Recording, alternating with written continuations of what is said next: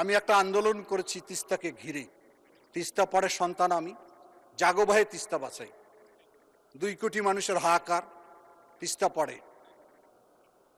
তিস্তা একসময় আমার মায়ের মতো ছিল, সেই তিস্তা আজকে ধুধু বালুচর। তিস্তা পড়ে 2 কোটি মানুষের দিকে যখন তাকিয়ে থাকি, তখন আমাদের কোনো কিছু ভালো লাগে না। আমাকে 1 মিনিট বাড়িয়ে দেন একটু, 1 মিনিটের মাননীয় মন্ত্রী আরেক মিনিট বাড়ানো হলো। হ্যাঁ, শেষ অনেকে করুন। অনেক চেয়েছে, আমি মাত্র 1 মিনিট চেয়েছি। থ্যাংক ইউ, 1 মিনিটে শেষ করুন।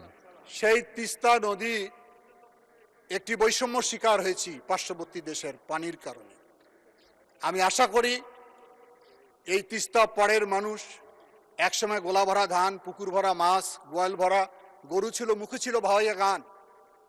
আপনিও তিস্তা পাড়ে গিয়েছেন, এখানে আমার প্রিয় মহাসচিব উনি গিয়েছেন, আরো অনেক নেতৃবৃন্দ গিয়েছেন। সবাই আমরা প্রতিশ্রুতি দিয়েছি যে তিস্তাকে আমরা মহাপরিকল্পনার আওতায় নিয়ে এই 2 কোটি মানুষের জীবন রক্ষা করা হবে। আমি আশা করি আমরা যেন সেই দিকে এগিয়ে যাই। এই তিস্তা পাড়ের মানুষের হাহাকার থেকে আমরা যেন সেই এলাকার মানুষকে, কারণ ওই অঞ্চলটি সবচেয়ে খাদ্যে স্বয়ংসম্পূর্ণ উদ্বৃত্ত অঞ্চল, সেই অঞ্চলটা একটি নদীর কারণে আজকে মরুভূমিতে পরিণত হয়েছে। মানুষের হাহাকার যেন বন্ধ হয়, সে কারণে যেন আমরা উদ্যোগ গ্রহণ করি। আমি মাননীয় প্রধানমন্ত্রীকে